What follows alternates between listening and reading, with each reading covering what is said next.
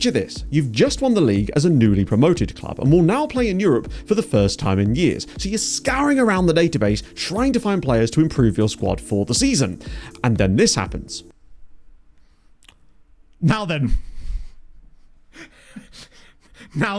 this might change things ever so slightly. So yeah, totally normal, nothing to see here.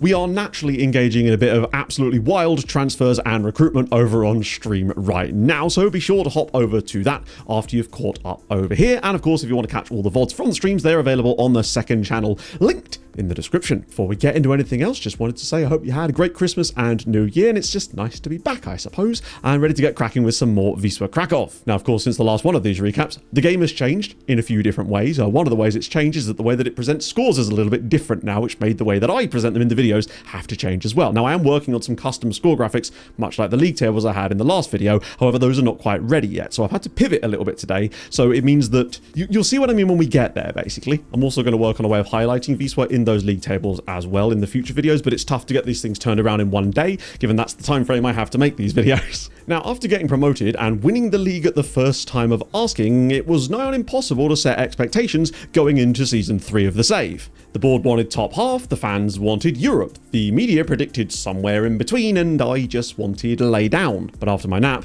the goal became to try to get back into Europe again for another season. Whether it was as champions or as anyone else, we didn't really care, because we knew that with all the European fixtures that we'd hopefully have, it was going to take its toll on our small and inexperienced squad. We were massively ahead of schedule in the save already, so anything really was a bonus. But let's just say, sometimes I tend to be prone to hyperbole, but this season genuinely has been an absolutely wild ride. So buckle up, my friends, grab a brew, and let's get cracking, shall we, with some transfers. However, before we could get stuck into bringing any players to the club, it was about time that we had a little look at the squad and realised there were a few players that maybe weren't pulling their weight and would likely move on, and one player that we very much had ripped out from underneath us when we really didn't want to. And we'll start with him, Kasper Duda. Linchpin of our midfield last couple of seasons, won 2 titles essentially if you count the second tier as well, and he had a release clause that we didn't really think anyone would truly be bothering to check. Turns out they were in fact checking. So as it happens, Brookbet had actually put in a bid for him, but we thought, well, that doesn't really matter too much, he's not going to want to move there. And then Legia just came in and went, nope, we're going to have him, triggered the release clause of £925,000 and swooped him out from underneath us. Really unfortunate to lose a player like Kasper, 23 years old, solid midfielder, and a guy that we knew fitted into our style of play. Very crucially, could play both of those midfield roles. Not ideal to lose him so early in the window, and it meant that we were flapping from day one. We managed to salve our wounds slightly by selling Simone Matsoki over to Vidjevwaj, who, for some reason, were willing to give us £1.1 million for him, which just seems to be the going rate for us selling a player. But it was more money in the bank for us, and we already had quite a large transfer budget to begin with. And as it happened, that was actually it. Despite our best efforts to try to rid ourselves of Eliano Reinders, who, despite playing well at times last season, had been nothing but a thorn in my side in terms of his personality, unfortunately, we were unable to shift him in the summer. However, we did at least secure a move for him in January, but we'll talk about that in a bit. But having a transfer budget of £6.5 million to play with at this stage was very, very fruitful. And let's talk about some transfers in. And a quick note about the way we found these players first. Almost every player I'm going to show you, and believe me, there's a lot I'm not showing you because we did start signing a few guys for the loan farm. Almost all of them were found using either Transfer Room In, although that was more towards the end of the season, though it does still work really well, looking for players 18 and under with at least 1 international cap. That's a great way of finding players. But the crucial one is the good old-fashioned Belgian amateur method. I talk about that in my last scouting video, so do go check those out if you want to find out how we got a lot of these guys, but just know that is how most of these guys came about, and that's why almost all of them cost us nothing. So let's get into some of that squad building stuff before we would take on our first game of the season, which was the Super Cup against Lech Poznan. Totally forgot that was even a thing. First through the door was Austrian Josef Inko Tarja, a right-sided wing-back, as we definitely wanted to strengthen that side of the pitch, because Lelefeld and obviously Reinders weren't really cutting the mustard for us anymore, and we didn't really have a lot of options there, and Josef was available on a free from an Austrian side called SC Ernst. So we picked him up. He's solid, and for 17, you can't go wrong. Then we kind of struck gold a little bit with Elis Perez, a Dominican Republic international who, again, we found because of international caps. He had 2 games for them, but he gendered a Spanish side, and we were able to pick him up for a relatively small fee of nothing. Sorry, I get a bit confused. There's been a lot of signings. We got him for free. What can you say? Other than that he's very fast, very dribbly, and is a mercenary. More on him a little bit later, but what a signing for free. Speaking of freebies, we also picked up Andorran international Ilian Rodriguez, who, again, because he came through at FC Andorra, had that Spanish youth rating, had some caps already, and, wow, he's a pretty decent defender, frankly. Same could also be said for Kevin Vandenbale. Finally, actually, a Belgian amateur signed using the Belgian amateur method. The one downside is that he's 5'10" and has 7 jumping reach. He's not a centre-back. He will probably get moved into midfield one day, but we did manage to find him alone this season too, which is at least something, but 17 tackling. Then we actually dropped a bit of money on Fidel Aguilera, Christina's long-lost, son by this point. 2 caps for Cuba, 1 goal from a Spanish side, £77,000. We thought it was worth the risk, mostly because we thought it'd be fun to have a Cuban, and I like him. But then more money was splashed as we seem to be essentially signing most of the Dominican Republic national team. Adrian Castillo being the pick of the bunch. £53,000 we picked him up for. 4 caps, 1 goal, and he is a pacey boy. Doesn't have the best finishing, but again, he's only 18, and he felt like the kind of guy that could actually challenge for a starting role, which we didn't expect at all. Somewhat suspicious mustache, I will say that. And then there's Dele Alli. You saw it earlier. We have no idea how this came about. He was released by Como, which I think happened in real life anyway, and we were just browsing through players that were available on free transfers just to see if there was anyone interesting in there, and would you believe it, Dele Alli, at 31 years old still, was just cutting about in what we believe was the 3rd tier of Belgian football, playing for an amateur side called Tubize Bruin. That's mad, and that technically makes him a Belgian amateur.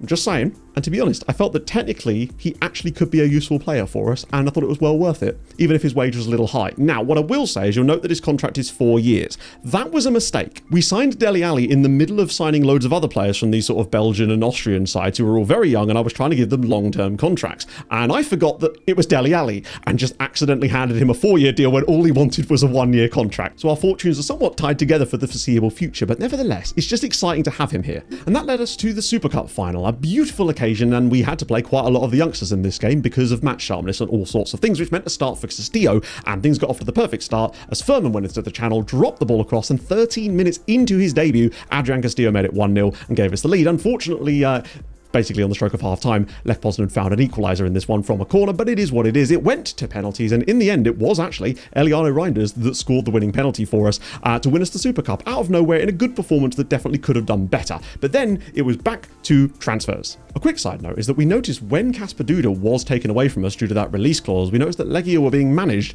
by Robbie Keane.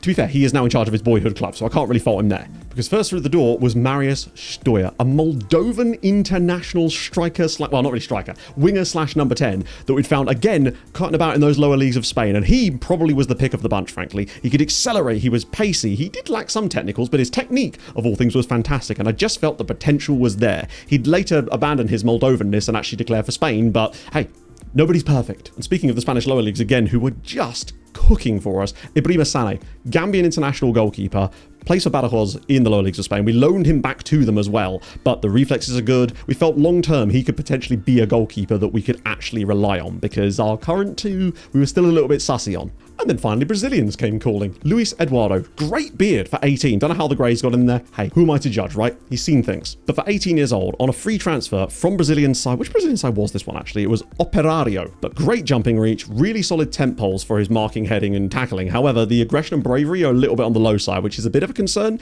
but still, he's strong, he's great natural fitness as well, and he's just really solid in the air. I was quite pleasantly surprised by how good he was. It's worth noting that Sane, the goalkeeper from Badajoz, actually cost us 250 grand as well, so it's probably our biggest signing of the window up to this point. We really hadn't spent a lot of money because it was just hard to. We were finding too many players that were completely free. And the opening day started even better, albeit a tight game against Jagiellonia Białystok, but it took one man to make the difference in this game, and that man was who else but Alexander Furman yet again, because Yemka found him with the ball as he was running into the channel. Furman just out of his feet, bang, 1-0, and that was all she wrote in the end, but a good win against a good team. Unfortunately, things weren't quite as easy going into our following match against Widzew Łódź, as we found ourselves a goal down after just 29 minutes in this one thanks to Kranjic, and then things got even worse just before the hour mark as Fornalczyk was able to make it 2-0 to Widzew. But we threw bodies on, and just 4 minutes later, youngster Saeed Safi, who I'll show you in a moment, got the ball on the left-hand side thanks to a pass from Dele Alli, whipped it across the box, and there was Adrian Castillo again to make it 2-1. Then just 10 minutes later, Karimov, a man who's been so damn clutch over the years for us, well, the years of 2,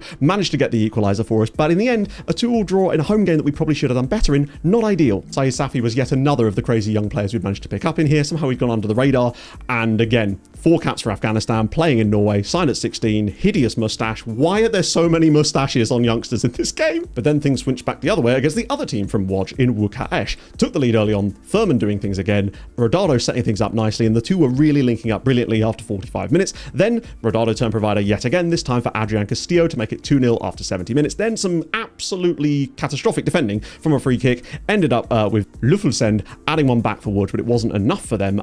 Quite a tight game, probably could have actually drawn this one, but we got the dub in the end, and that's a good start to the season. And then we got off to the perfect start against GKS Katowice. Right now, that would be a really good way of telling us where we're at right now. That'll give you some good information. I say, oh, look at the intricacies. Oh, no. Oh! Chat, we are the best football team on earth. Then it got even better in the 12th minute as the actual reverse of that happened with the opposite players assisting and scoring to make it 2-0, and what a great start. Then Rodado continued his fantastic form, nutmegging the defender, setting up Steuer to make it 3-0 in 32 minutes, and a true drubbing was on the cards, particularly as GKS then got a red card as well. We kind of took our foot off the gas a little bit, allowing them back into the game. Furman did manage to grab one more for us as well, though, before they then got yet another one, because it wouldn't be a game against GKS Katowice without scoring against us. It's just what he does. But a 4-2 win, fabulous performance, and a strong start in our first 4 games, which then immediately came to a halt away at Kraków. A decent team who seemed to underperform quite a lot since the first season of the save, but we just offered nothing. A rotated side, albeit, as we had our first ever Champions League qualifying game coming up midweek against Basel, and the rotated side were not at the races. Braut Brunners gave them the lead. Another one added in first half stoppage time where Said Safi got run ragged, I think twice in the same move to make it 2-0. We weren't at the races, but we had bigger fish to fry midweek. However, after 5 matches, the league table was looking pretty tasty for us anyway. 5 games on the board, 10 points on the board. Lublin, of all people, were top of the league. Very unsurprising to see randomness in the extra class. It's just how it is. But a strong start for us meant that we were at least on 2 points a game, which is what you would expect. Nice to see Legia down towards the bottom, Lechia down towards the bottom, the usual suspects doing poorly. It's things you like to see. Figured now would be as good a time as any to sort of catch you guys up on the tactical setup we were playing at this point in the season. Largely the same. This is the sort of tactical shape we were using as the combined version. This is the in-possession version, and this is the out-of-possession version, with everybody basically dropping back. We didn't really want to make many tactical changes, because ultimately, if you've won the league, you can't really make too many changes based on that, can you? But I also want to highlight a couple of the players from previous seasons that are still here, and you can see how they progress a little bit, because they're important players for us this season. Dario Vandenbaus, of course, our stalwart in the DM, swapping back into the defensive midfield / centre-back role. Angel Rodado, of course, 30 years old. Highest paid player still, even at this point, but he's just so goddamn useful, man. Alexander Furman, still only 18 years old and earning basically no money, but the pace and acceleration that he has gets him into so many good chances, and we felt that this is the year that he could really break out. Of course, Jakub Krzyżanowski, probably our highest rated prospect, I would say, even ahead of Koziemka at this stage. He is probably on the verge of Poland caps at this point, and just is so good all round. Another player worth highlighting, of course, is last year's, January signing of Hasan Ranjbar, who now has a mustache as well. He is another one that will feature a bit more this season than you'd expect. Dario Grujic, of course, our Austrian centre-back, no doubt just an absolute monster in this team. He features a lot too. And of course, Maciej Koziemka, who was in fact injured at this point, but nevertheless, we still felt was a crucial part of our team. And one more player to keep an eye on is Adrian Dimicevic, who of course came through the youth intake last season, but had the quality that we figured, you know what, maybe he could actually do a job as a backup to Krzyżanowski a few times this year. Keep an eye on him as well. But now it was time for our first ever Champions League game in the save. We've been drawn against Basel in the playoff round, meaning that just 2 games away from a potential Champions League group stage berth. We didn't expect much and honestly would have preferred the Europa League because more of a chance to win. And boy, did we step up in this one. Dele Alli getting the ball in the box, playing in the Champions League. You love to see it. Eventually the ball just falls to Steuer to tap it in for a 1-0 lead for us. Second goal suddenly changes us a lot. A 1-0 lead is not a lot to take back to Switzerland, but a 2-0 lead is really... Oh, no! Truly a brilliant goal to give us a 2-0 lead, and we felt if we could hang on, things would be good. Unfortunately, it wasn't quite to be, as Basel did get one back through a brilliant strike from Matinho to make it 2-1. Definitely a deserved win for us, but a tough one to take back to Switzerland. But before we could get to the second leg, there was the little matter of, the league. And, well, it was a dreadful 0-0 draw. But a heavily rotated side, as you can see from looking at some of the names in this squad. Terrible performance overall, but we didn't lose, and Motor Lublin had started the season well, so we'll take that. Particularly as we had Basel up next, with a chance to win like £12 million if we could come up with a result. And we got off to the worst possible start imaginable in Switzerland as we gave away a penalty. Salah was able to score and level up the tie. Worst possible start, but never mind, because Dele Alli once again turning provider, this time setting up Steuer to put us 3-2 ahead on the tie at least, with Steuer's, I think, second goal in as many Champions League matches. Then Steuer was turning provider this time for Angel Rodado to make it 4-2 overall, and it got even better as Rodado then got a chance to score another one and make it 5. A truly excellent performance, a little bit lucky you might say in places, but still, that then put us into the Champions League phase proper, where we got legitimately the toughest set of matches I think I've ever seen. We're talking Newcastle, Inter, Eintracht Frankfurt, Ajax, Tottenham, Galatasaray, Real Madrid, and I'm sure there's some others in there too. Basically, everyone you could imagine that would be tough. Our easiest game, I think, was genuinely Galatasaray at home, and they're no mugs. And then it got worse for us in the league as the hangover from qualifying for the Champions League didn't really allow us to do that well in the league against Legia. Some terrible defensive errors in the end led to Urbanski making it 1-0 after 52 minutes. Then just a few moments later, it was the reversal, this time Yuri being set up by Urbanski, 2-0 to Legia. So some drop points in the league, but the Champions League was really looking good for us and we got that prestige that went with it. Unfortunately, we were really struggling with injuries at this point. As we took on Korona Kielce at home, this time it took a little while for us to break them down as they were very strong defensively, but finally Reinders got the ball in a good position and Stoya was able to dispatch us for yet another goal. But then Korona Kielce scored their first shot on target of the match. I think it might have even been their first shot of the match in the 89th minute to take yet another set of points away from us. And we're starting to get a little bit worried, but it was really tough. With Rodado now being injured, it was Wroblewski and Furman through the middle here, and Furman was struggling too. Poor from us. But finally some delicious bounce backery as the transfer deadline day loomed upon us here, and it was a start for youngster Adrian Demisevic. Told you to keep an eye on him, and he got an assist just moments into his first ever appearance for us, I think actually, setting up Angel Rodado inside the first minute. Brilliant from him there. Then the two wingbacks essentially combining in Reinders and Leleveld to give us a 2-0 advantage. Obviously one of them wasn't playing as wingback here. We gave a little bit too much space to Akinjulo to make it 2-1, but it wasn't enough, and it was a good win for us. But then we were really in trouble now. It's also worth pointing out that due to our window finishing slightly later than Europe, it means that some of the players we sign then can't be registered for the Champions League. This is going to leave us in a bit of a pickle in a minute. First over the line on deadline day was Mahamadou Diarra, 23-year-old Malayan striker. We really just liked him because he had the physicals and the mentals. Technically, he wasn't particularly gifted, but on a free, we could hardly say no, and we desperately needed the striker reinforcements right now because Castillo was now injured, Rodado was now injured, and it really was going to be a case of Alexander Furman and whoever could get their boots on that day. We also dropped £700,000 on Viktor Spasovski, a North Macedonian centre-back, because he just looked kind of good. He's a troublemaker, and we're desperately trying to get rid of him now. And then pretty much broke, I think, our transfer record of the save by dropping £2 million on Santiago Kubizin, who was our desperate attempt to replace Kasper Duda in that midfield. And I think he's a very solid option for that. Admittedly, he cost twice what we lost Duda for, but we did need to invest. And I feel like, you know, at 25 years old, he definitely has a lot to give. He's very good across the board. And with all that said, it was time for our first league stage game against Newcastle. He has no Christmas spirit. That's a great pass. Alexander Furman's in. Oh, go on. Pull it back for someone. Or go alone. Alexander Furman! Yes! We lead at St James's Park. Unfortunately, that was to be the only bright spark of this game as Sandro Tonali got Newcastle a leveller just a few moments later before we gave away a stupid penalty which Nick Voltemada was able to dispatch for a 2-1 victory for Newcastle. But could have been worse. Furman did have a chance in stoppage time though to grab us an equaliser which he missed, which kind of sucks. But recovery came in the form of a home game against Lech Poznan, exactly what we didn't need at this stage. But Diarra did manage to score his first goal off an assist by Bandama after 10 minutes. Then immediately we conceded the leveller, and then things got even worse in the 33rd minute as we were then 2-1 down. Things were not going well for us. But then step up, who else but Angel Rodado. Demisevic getting the ball, finding Rodado in the box, and it was 2-2. And that wasn't even the end of it because Kubizin's strike was deflected essentially by Hassan Ranjbar to make it 3-2 to us, and a massive result in what could, you know, essentially be a title battle later down the line. This was a huge win for us and a thoroughly deserved one where we dominated them. Unfortunately, the less said about our performance away at Monaco, the better. We just simply did not turn up on the night. Monaco were much better than us and in the end ended up running out with a 3-0 victory very easily. It means the league table after 10 games still makes for pretty good reading. Lech Poznan in fact still top of the league. That defeat to us was probably one of their only defeats of the season up to this point. Still sitting in fourth, 18 points on the board. A couple of teams you'd expect to fall away above us as well. The only worry for me was the goal difference of only +2 after 10 matches. It felt like we might have got a bit lucky. Although, a team who were looking for a little bit of luck would be down at the bottom in the form of Lechia Gdansk, who despite being in the title battle and losing it to us on the last day, found themselves bottom of the league after 10 matches. Why does this happen? Why is Poland so mental? I love it. Ruk Herzhov as well, in 16th place, actually got 10 points from their first 4 matches and then proceeded to lose their next 6 to find themselves in the relegation zone. But with the transfer window now out the way, it was time to turn our attention back to the league and get our heads down and just try to get some form together in both Europe and the league. which we categorically failed to do. After falling behind from some defensive errors after 15 minutes, Rodado and Kaziemka once again combined to get us a leveler. That was until, as we pushed for the winner in the 92nd minute, newly promoted Radomiak Radom grabbed the winning goal to send us even further down. And just feeling kind of lackadaisical at this point, coming into an international break, which was then made even worse by the news that Alexander Furman had broken his ankle and would now miss until at least after Christmas, if not much later into the season. We were desperate. We scoured around the entire world to try to find a striker to join our club, even if he wouldn't be able to play in Europe for us, and we settled on Michy Batshuayi.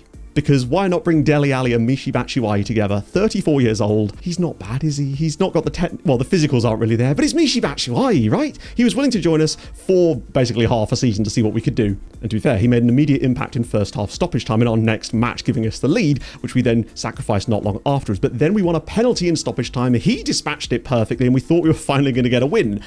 Only to then throw that one away as well for a 2-2 draw. And again, we had to do better in. And we really did not, in fact, do better. Piasklevica, a surprise package this season, seemed to just have our number. We were allowed loads of the ball, but they just could not stop creating chances against us. And eventually, after 5 minutes, they got their reward. Sanka with the cross in. Boyscored managed to get the goal. And then, well, didn't take much longer for them to grab another one in this game, with Sanka again assisting, this time assisting Ali to make it 2-0. They could have had infinite numbers of more goals in this game. If anything, if Khalifa did a good job to keep the ones out that he did. But admittedly, we were resting players for the upcoming Champions League match against Real Madrid. Really, when you're playing Real Madrid and you're welcoming them, you're not expecting much, and we didn't get very much. After 11 minutes, Valverde gave them the lead. Just before half-time, Valverde was able to add another one to make it 2-0. They then got a third goal right before half-time through Kylian Mbappe. What were we supposed to do at this point, right? But the start of the second half, Rodado gave us hope, making it 3-1. Dario Vandenboust then incredibly got a goal from the edge of the area to make it 3-2, and we started to believe for literally 1 minute before Rodrigo made it 4-2. Valverde then completed his hat-trick to make it 5-2, but it was still time for one last bit of hilarity as a random ball just hit Trent Alexander-Arnold in the back. Krzyżanowski picked it up and was able to make it 5-3. A pretty not comfortable by any means, but surprisingly okay performance, even if we conceded a lot of goals. But not great results in Europe so far, 3 losses out of 3. But at least we had what we dubbed the boring derby against Wisła Kraków at home, who were struggling quite a lot after their promotion, and got off to the perfect start, I suppose, in first half stoppage time, with Kubizin giving us the lead here. Right off the restart for the second half, Stoy was able to make it 2-0 before winning a penalty towards the end of the game, which Michy Batshuayi was able to dispatch for yet another one. If nothing else, man could take pens. Happiness lasted just a few days as we then were sent packing out of the Polish Cup by Ruk Hrzhov, went behind early on. Krzyżanowski then got a red card. They added another one late on, but it wasn't really... we had other things to think about, like the Champions League, and did rotate heavily, but the Cup just seems to be my nemesis at this point. And the rest looked like it was going to pay off, as Michy Batshuayi again managed to score a goal, this time from open play, to give us the lead away at struggling Lechia Gdansk. John Carver somehow still in a job, but we couldn't hold on till half-time, and Husiev was able to find an equaliser for them, and in the second period, they just battered us, frankly, and eventually broke through. Musialik getting the winning goal for them, but they deserved it. 3.1 XG in this game was just a domination of us, and we were really struggling now. But all that could change if we could pull off a miracle at Tottenham Hotspur in the Champions League, and after 41 minutes, it was looking absolutely bleak. Christian Romero's header was well saved, in fact, by Szczepak, the young Polish goalkeeper who had come in for a bit for Khalifa, but the rebound was put over the line in the end. I think the first one should have gone in anyway, but then... incredible. Ranjbar in the 82nd minute with a beautiful raking pass over the top. Rodado first time touch into the path of the finally fit again, Adrian Castillo, to bail us out. A truly heroic 1-1 draw at Tottenham. I love it. Even in FM, Tottenham are going to Tottenham. It got even better for us in the league as we took the lead through Rodado from the spot, but then threw it away in our usual style. Sam Greenwood just seems to have a knack of assisting. Ended up getting a 1-1 for Pogon in the end. A game we were definitely better in, but it was just more drop points. And now with us swiftly approaching the halfway stage of the season, the title race was looking all but dead. Lech Poznan were 11 points above us at this stage, albeit we had a game in hand, but realistically, were we actually going to win that? We were 10th in the league, 23 points, a +1 goal difference, and genuinely just looking like mid-table mediocrity was on the cards for us this season. We simply didn't have the squad to deal with the Champions League, along with all the injuries we'd had on top of that. It was just fighting a losing battle at this point. The only solace we had is that we were still only 3 points off of 4th place and 5th, which is where Europe would be. And that really was our goal, given that Lech were kind of running away with the title. We still thought that was very much on the cards, given some of the teams that were actually up in those positions perhaps were slightly falsely there. Unfortunately, we were very much not falsely in 10th place. We very much deserved to be there. As for the Champions League, we were 34th. 1 point, 5 goals scored, 11 conceded, but crucially not bottom and ahead of Genk and Ludogorets. And if we just didn't come last, That's all I could dream of. So as we approached the winter break, it was back down into league fixtures to hopefully get something cracking for us. Yeah, no, I would say this possibly would have been the nadir of our season. A 1-0 defeat at home to newly promoted and struggling Zagłębie Lubin. Not exactly what you'd expect, but Pereira got the space, was able to drop it home, and it was 1-0. We definitely should have scored in this game, but we just couldn't take our chances and couldn't defend the one real chance that they managed to get. Terrible from us. But at least we had the Champions League and a potentially winnable game at home to Ajax, and it started off very well. Krzyżanowski playing the ball at Ormic, drilled it home to make it 1-0, and we were playing well, looking good in this game, and then we gave up this potential just nonsense goal.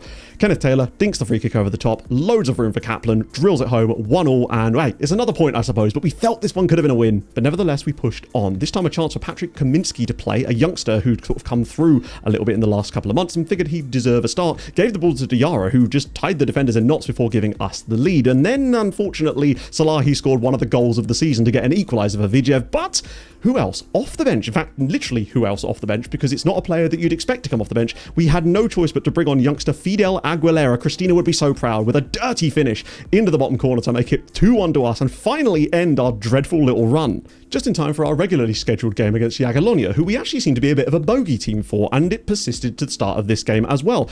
Bit of a scramble in the box. Batshuayi heads it down, and Koziemka, finally back from an injury, was able to make it 1-0. We then did concede the inevitable ball over the top with Palulu, making it 1-1, but then a huge moment in his career.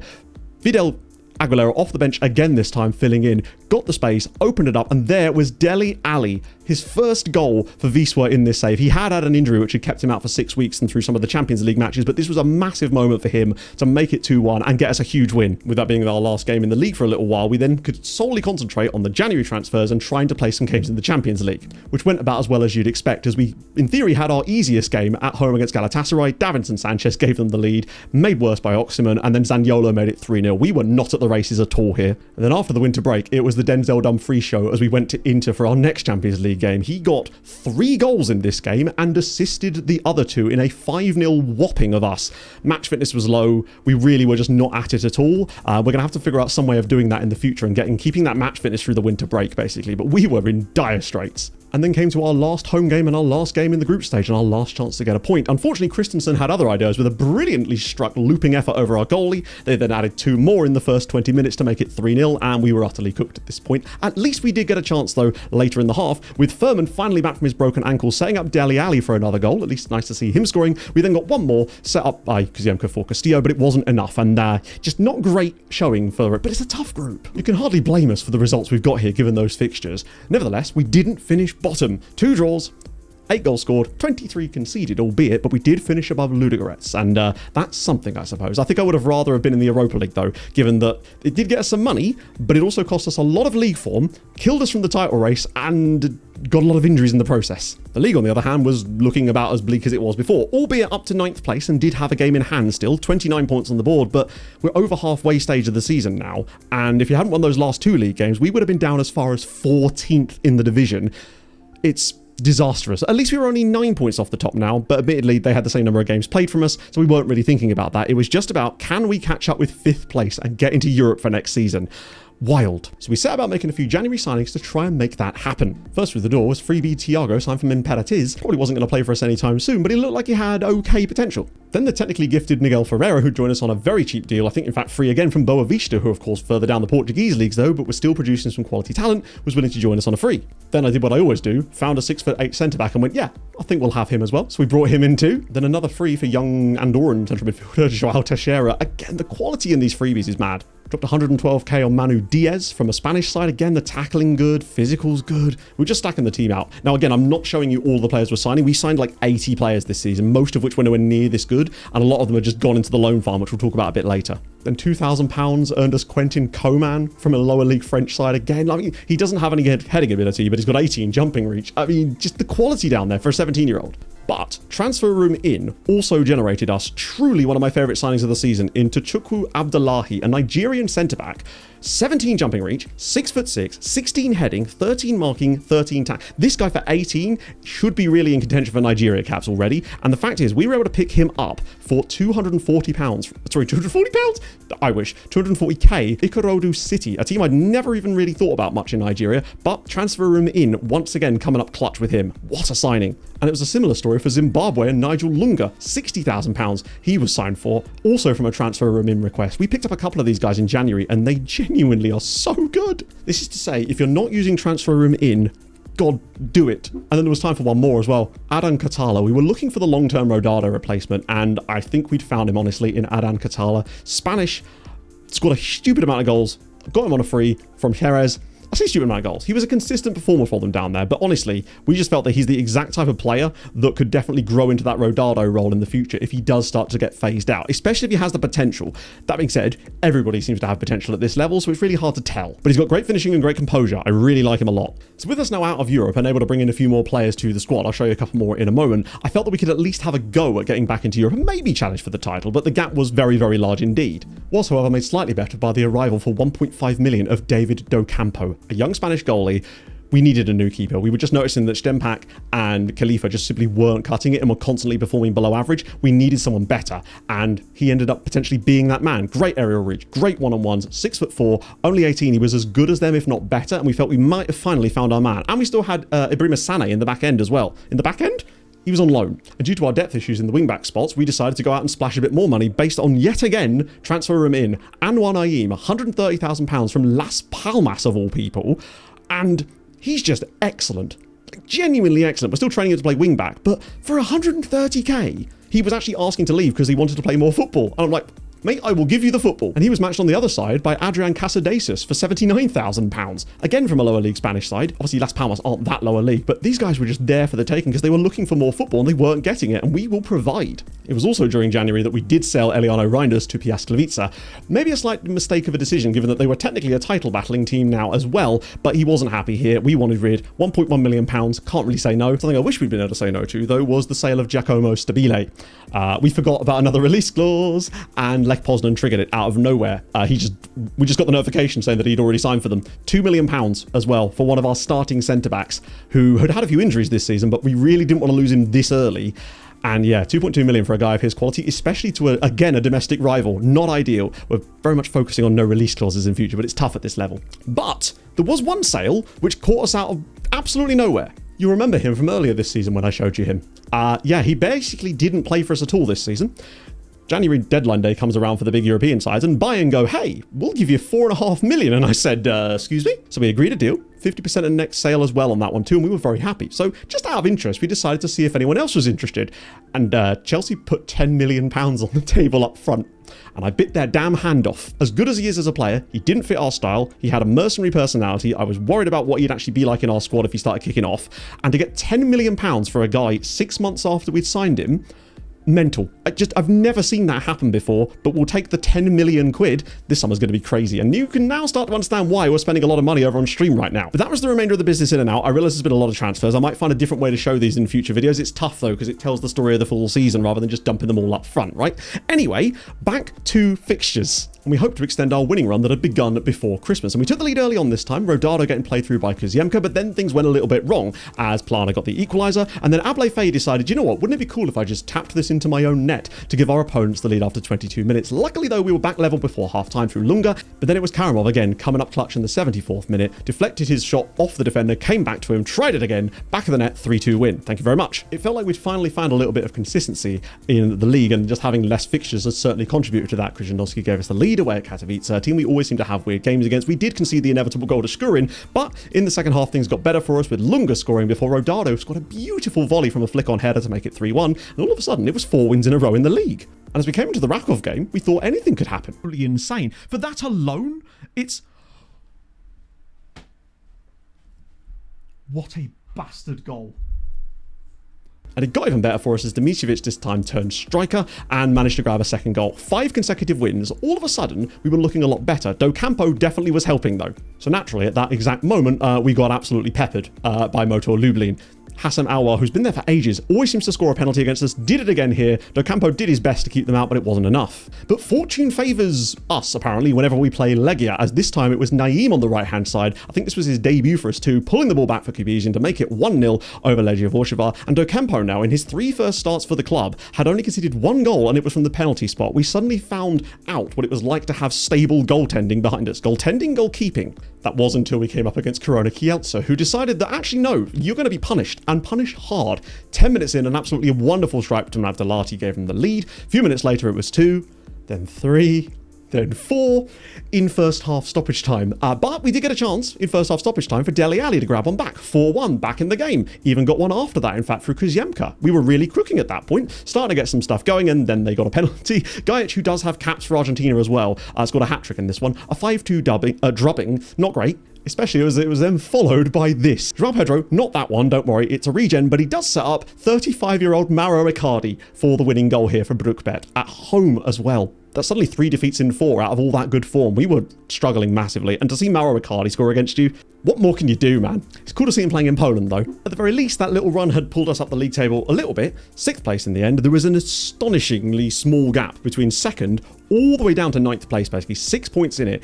Anybody still in this game, except for probably Lech Poznan, who were, whilst not running away with the league title, steadily making their way there. We were in better form, but still, the goal difference of only +3, we just weren't really at it. And we were actually overperforming here. Our expected points at this stage was more like 9th again. So we would just be happy if we could get into Europe, honestly. But with 8 games to go, we basically just had to get our heads down and see what this team was capable of. But before that, we had a youth intake. 3 elite prospect level players. Now, honestly, I'll show you them and I'm not so sure about them. We've got our boy Wojciech here. The potential's looking good on these guys. I'm just not entirely sure if they're really ever going to fit our style of play. But if nothing else, they'll be good for the loan farm. Then we've got Bartosz Matlo, although I've been calling him Matlock, because how could you not?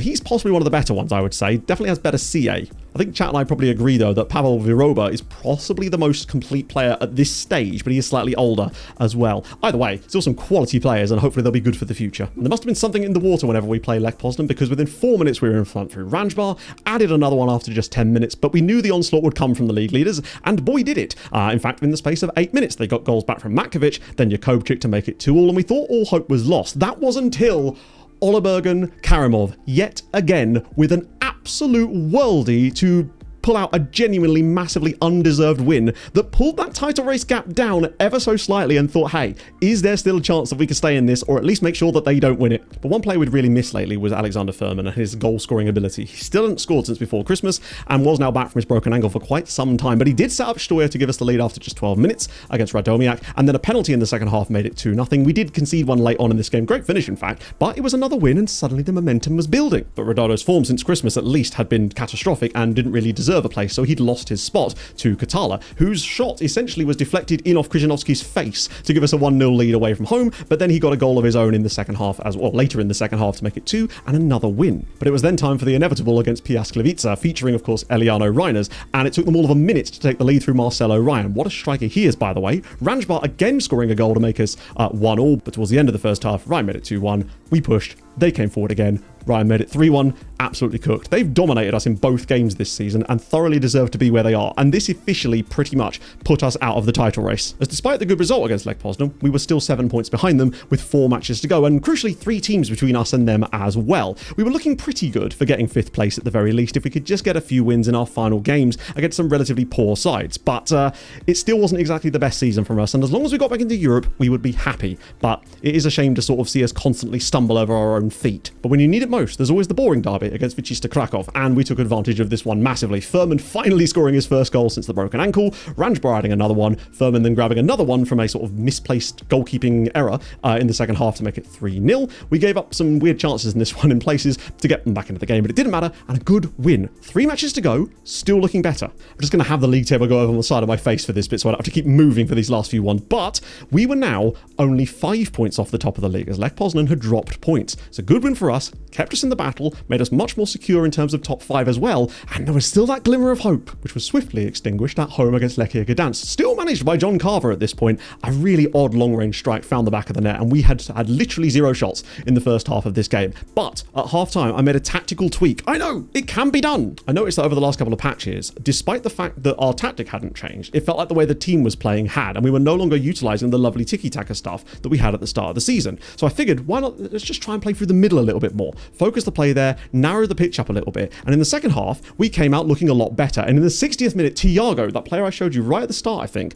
actually came on in this one because we had nobody else to put in the team, and, well, he started the game, scored the equaliser for us here through Qatar, but then it got better. Kubizin being set up by Kaminski in the 77th to give us a huge goal to make it 2-1. He then linked up exactly the same way again to make it 3-1 and grab another for himself. 6 minutes later, Katala got one as well after a flicked header from Eduardo, and then he got another one off of Kaminski this time with a weird bit of defending, and we'd gone from 1-0 down and having no shots to winning 5-1 in the second half, and all of a sudden we could still believe, because remarkably another set of drop points for Lech Poznan meant that the gap was now just 3 points and we were into 3rd place in the title race, and the goal difference was actually starting to look a little bit healthier as well. And this is the crucial part. We don't have a head-to-head advantage over Legia Warszawa, but we do have a head-to-head advantage over Lech Poznan, and if we could somehow tie them on points, we would technically be able to win it on head-to-head. So then naturally, as we were playing away against Pogon in the next game, we were crap in the first half again. I then made the same exact changes at half-time, thinking, you never know, it might work. And in the 88th minute, a scramble in the box, Adrian Castillo fires home to make it 1-0, and we figured at this point, you never know what could happen.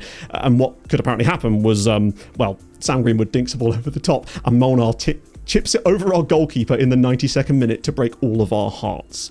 But then, Demisevic down the left-hand side, ball round the corner, Angel Rodado, the forgotten man, frankly, of the last few months, smashed home the winner for us in the 93rd minute to keep us in this. And more importantly, this. Because Lech Poznan had lost. They were bottling it monumentally. And now, going into the final day of the season, well, you can see, the top 4 were separated by 1 point, and the top 3 were all tied on 59, and we were winning it on a 3-way head-to-head, I believe. And the best part was, the final fixtures of the season would see us travel away to Zagłębie Lublin, whereas Legia Warszawa and Lech Poznan would be playing each other, which meant there was a real chance if we could just get a win on the final day or match their result, we could somehow be champions still. That's enough of my blabbering. Let the final day talk for itself as usual. Everybody's on 59 points except for Piasklewice, who I'm pretty certain would have us on head-to-head. So as things stand, it's 2-0 to GKS Katowice. Our old rivals doing us a huge favour. 1-0 Lech. Right, now we are going to have to find a goal in the second half. As things stand, God, they're right. Imagine if after all that, they ended up winning the league. Yeah, 4th, I think, are probably gone. The problem child, the black sheep of the family that everyone forgets about. It's Naeem, though. Into the box. That's a penalty. It has to be. Oh, imagine if we were 10 points off the top at the start of stream today. It's Dario Vandenbos. Come on. Dario. I mean, he's the best penalty taker at the club. If he misses it, then he doesn't. Oh my God, I thought he'd missed that. Vandenbos is giving it the old. The table will always just disappear every single time there's a new highlight. It's so irritating. Hello, Pog. Oh, he's got it. Rodado to kill it. Champions for a second season in a row, surely. Angel Rodado, baby. Pog's arrival. We're 2-0 up. Sure. What are they doing? In even funnier news, it is 1-1 between Lech Poznan and Legia. Don't foul him. No, Nigel, are you trying to give me an aneurysm? In my head, I thought he took the penalty and then had another go at it. If Mikolas Kosidis gets one back, as if. I don't even have words for this. We've somehow won the league. We were 10 points from the top at the start of stream today, and I think we were 6th in the division, and we've won the damn league by 2 points as well. I fucking love Football Manager sometimes, man. Lech's bottle job there is generational. But the fact that we were even able to capitalise on their monumental bottling and still nearly buggered it up at the end there. I'll just show you the league table here properly. Insane. Genuinely insane. 62 points, which is a very low title win, with a plus 13 goal difference. We really did just come on strong in the second half of the season.